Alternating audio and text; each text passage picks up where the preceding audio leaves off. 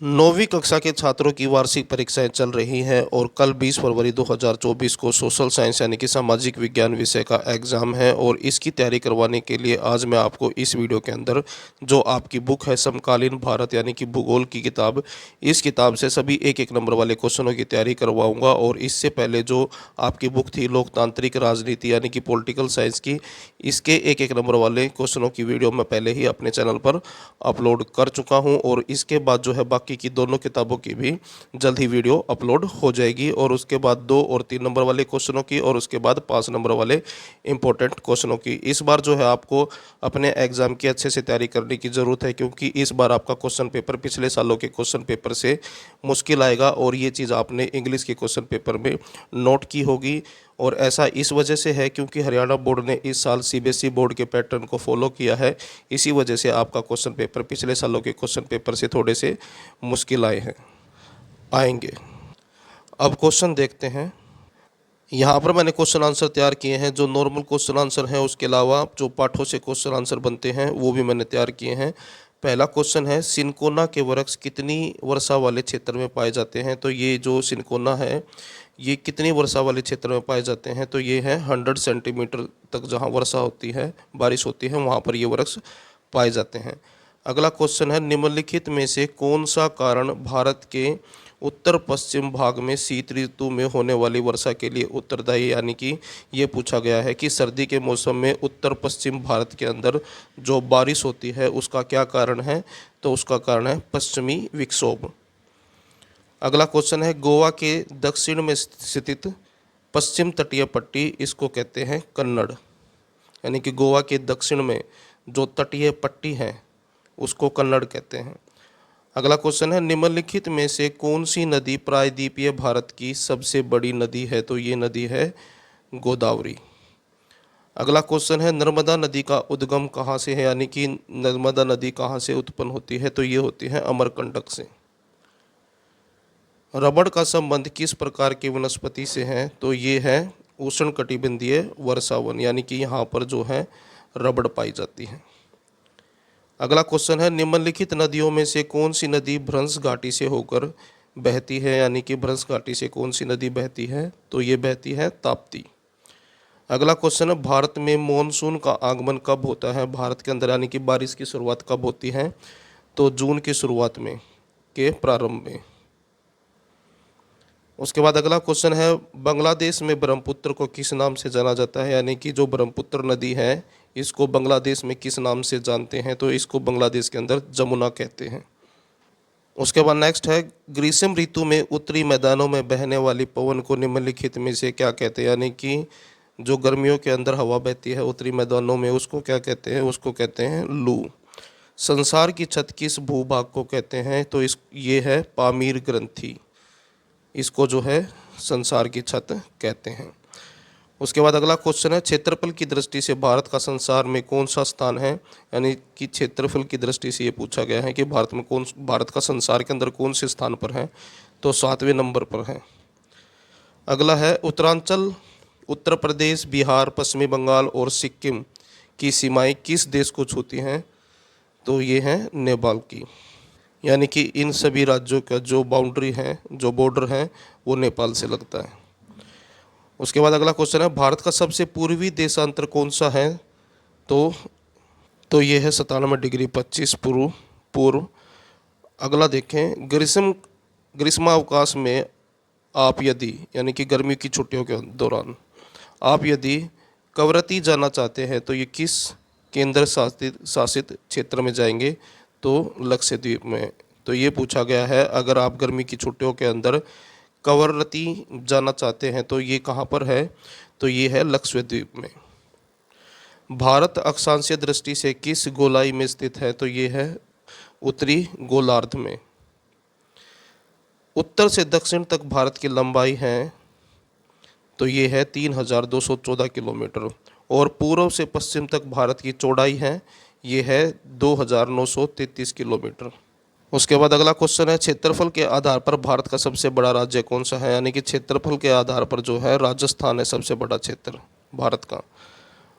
अगला क्वेश्चन है, गुजरात, राजस्थान, पंजाब व जम्मू कश्मीर की सीमाएं किस देश को छूती हैं? तो ये छूती हैं पाकिस्तान को। अगला क्वेश्चन है, भारत की कौन सी अक्षांश रेखा इसे दो भागों में बांटती है? यानी कि भारत को कौन सी अक्षांश रेखा जो है दो भागों में बांटती है? तो वो है कर्क रेखा। भारत और श्रीलंका को अलग करने वाली जल संधि का नाम लिखें तो ये है पाक जल संधि। ये जो है भारत और श्रीलंका को अलग करती है। एक सतलीय भाग जो तीन ओर से समुद्र से घिरा हो उसको प्रायद्वीप कहते हैं। यानी कि एक सतल वाला भाग जिसके तीनों तरफ जो है समुद्र हो तो उसको प्रायद्वीप कहते हैं। अगला क्वेश्चन है, पूर्वी घाट का सर्वोच्च शिखर है महेंद्रगिरी। किस राज्य में चिल्का झील है? चिल्का झील जो है उड़ीसा के अंदर है। लक्षद्वीप का प्रशासनिक मुख्यालय कारारत्ती द्वीप पर है। यानी कि ये जो प्रशासनिक मुख्यालय है लक्षद्वीप का, ये कारारत्ती द्वीप पर है। अगला क्वेश्चन है, अरावली और विंध्याचल की पहाड़ियों में कौन सा पठार है? तो ये है मालवा का पठार। उसके बाद अगला क्वेश्चन है, भारत के उन द्वीपों के नाम बताएं जो प्रवाल भित्ति के हैं। प्रवाल भित्ति का मतलब होता है कोरल रीफ, यानी कि समुद्र के अंदर जो चट्टानें होते हैं उसको जो है प्रवाल भित्ति यानी कि कोरल रीफ कहते हैं, और ये भारत के अंदर लक्षद्वीप समूह में पाए जाते हैं।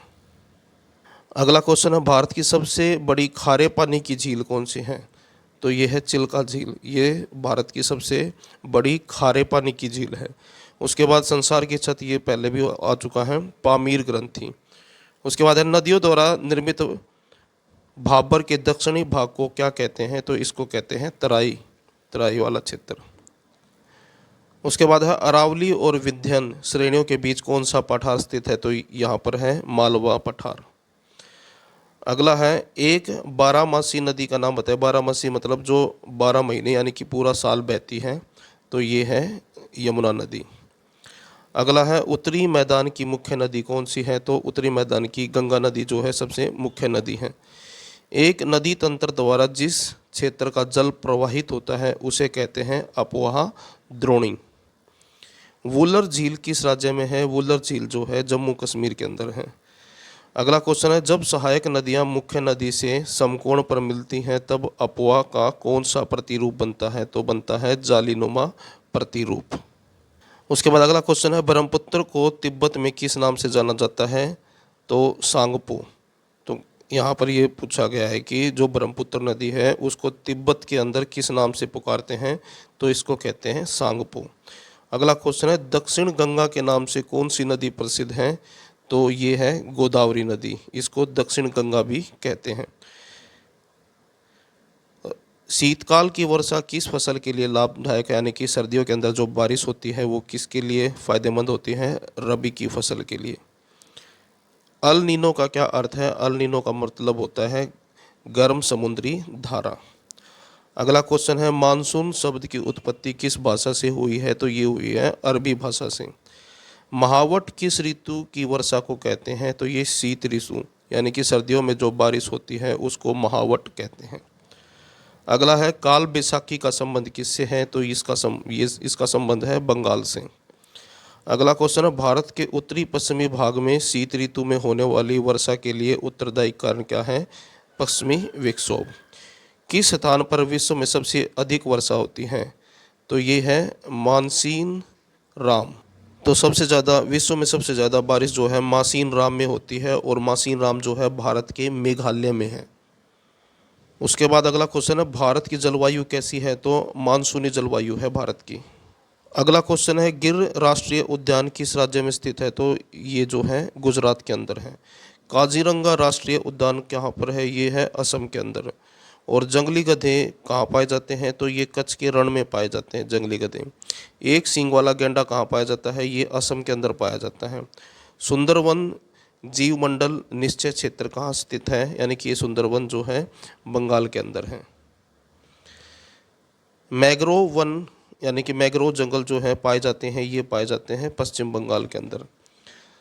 तदोब नेशनल पार्क कहाँ स्थित है? ये मध्य प्रदेश के अंदर है। अगला क्वेश्चन उसके बाद अगला क्वेश्चन है, भारत में सबसे अधिक विस्तार किस प्रकार के वनों का है? तो ये है पर्णपाती वनों का। भारत जीव सुरक्षा अधिनियम कब लागू किया गया था? तो ये किया गया था 1972 में। अगला क्वेश्चन है, भारतीय शेरों का प्राकृतिक आवास कहाँ है? तो ये है गुजरात में गिर के जंगलों में। अगला क्वेश्चन है, भारत में कितने जीव मंडल आरक्षित क्षेत्र स्थापित किए गए हैं? तो ये हैं 18। आरक्षित क्षेत्र उनको कहते हैं जो भारत के सरकार के द्वारा रिजर्व कर दिए जाते हैं और जहां पर शिकार करना, लकड़ी काटना वगैरह सब बंद कर दिया जाता है। अगला क्वेश्चन है, भारत में कितने नेशनल पार्क हैं? तो भारत के अंदर 103 नेशनल पार्क हैं। 2011 में भारत के कुल क्षेत्रफल के कुल कितने प्रतिशत भाग पर वन थे? यहाँ पर जो है आंसर छूट गया है, आंसर आएगा 21.5%, 21.05%।